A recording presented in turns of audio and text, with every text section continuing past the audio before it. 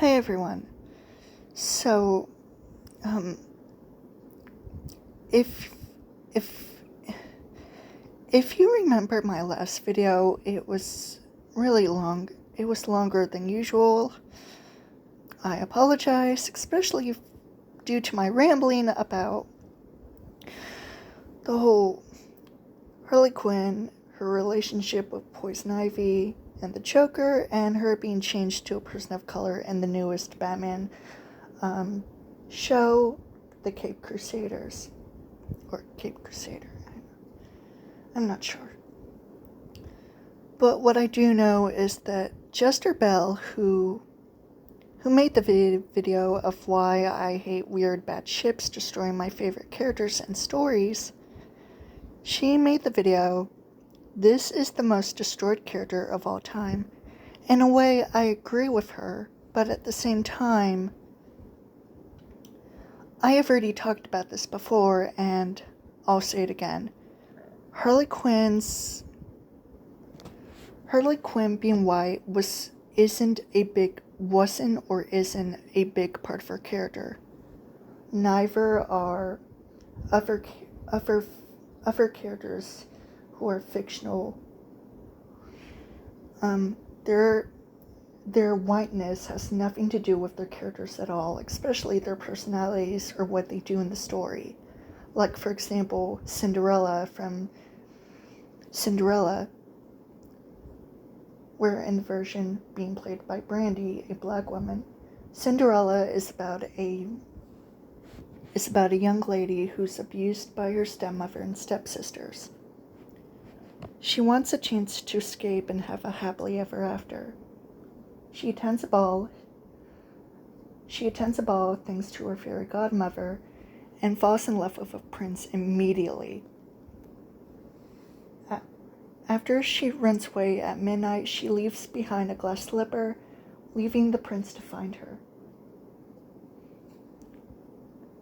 He finds her later on, and after she puts on the glass slipper, either from her step family trying to sabotage her, or he just finds her unexpectedly, and she immediately puts on the glass slipper. She marries him and becomes a princess. As for Catwoman with Eartha Kitt, a black woman in the 1960s Adam West TV show of Batman, Catwoman is a cat burglar, a female villain who falls in love with Batman. But with Eartha Kitt's Catwoman, having a black woman in love with a white man was still taboo at the time. So Catwoman's character was instead an actual female villain instead of a romantic love interest for Batman, which actually made a lot more sense. I mean, Catwoman is a cat burglar who falls in love with a billionaire who's secretly a superhero. That's it. Harley Quinn, a psychiatrist who falls in love with a villain who's absolutely deranged. He manipulates her, and after she dons a costume, makes him escape, and they fall in love, and with her ending up getting abused by her lover, the Joker. As for Ariel from The Little Mermaid, Halle Bailey playing as Ariel in the live-action Little Mermaid movie by Disney. Ariel is about, obviously, a mermaid, a fictional character, falling in love with a boy and selling her voice for a pair of human legs to explore the sea and try and fall in love with the boy until it's too late. And as for Velma from Scooby-Doo, she and her friends, including the talking dog Scooby, go on solve mysteries and unmask the villains of the story. Velma from Scooby-Doo, Solve Mysteries. Catwoman, a cat burglar who falls in love with a billionaire. Harley Quinn, abused by the Joker. Cinderella, abused by her stepfamily and trying to find a happily ever after. And Ariel, a fictional mermaid who falls in love with a boy and sells her voice for a pair of legs.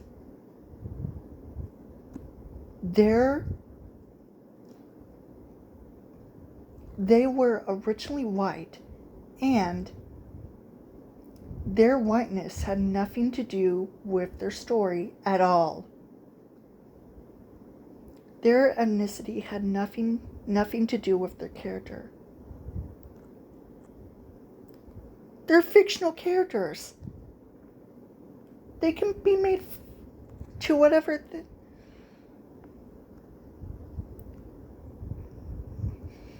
They can be whatever they want. They can be white, they can be black, they can be Asian, Hispanic, whatever. And as for Harley Quinn's relationship and sexuality, at first I was on edge about Harley Quinn being bisexual. But then again, it kind of grew on me, but at the same time, her and Poison Ivy, I completely understand that both of them, that Poison Ivy is equally as abusive as the Joker. Not by physical abusing, but more like smack-talking Harley, which is not nice.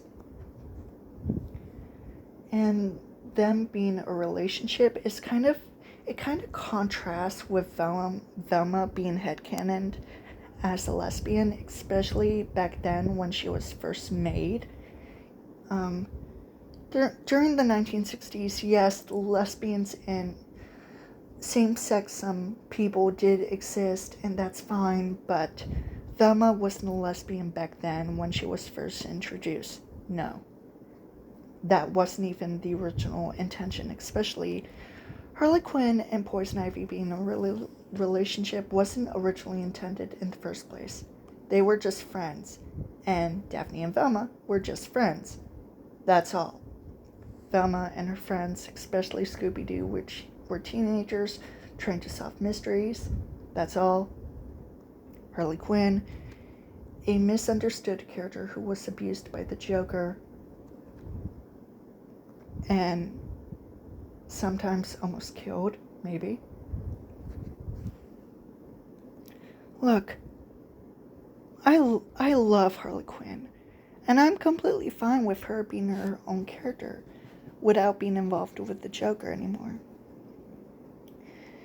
And how did Jester Bell miss the point of that the Caped Crusader is supposedly taking place in the 1940s during World War II, which means from the story it might make sense for Harley Quinn as an Asian woman, especially a psychiatrist during the 1940s.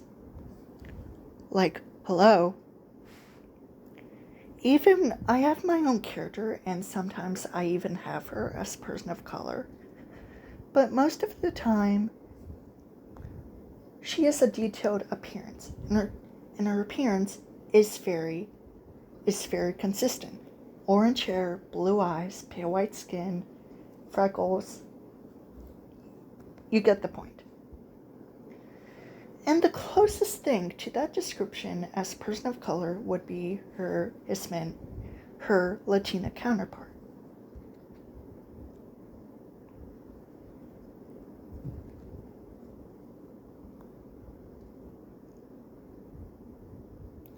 I'm sorry. I'm probably rambling again, but I'm just getting tired of all the backlash involving fictional white characters being changed to a person of color. Like, it doesn't bother me at all. It doesn't come as a surprise, since I have seen other white characters being changed to a person of color, even back then during the 1960s, with Eartha Kitt's Catwoman being an example. I mean, hello. Even in the Harley Quinn TV show, Catwoman is a black woman. Like, seriously? Why are you so upset with Harley Quinn being changed to an Asian American woman? I don't see that as a problem.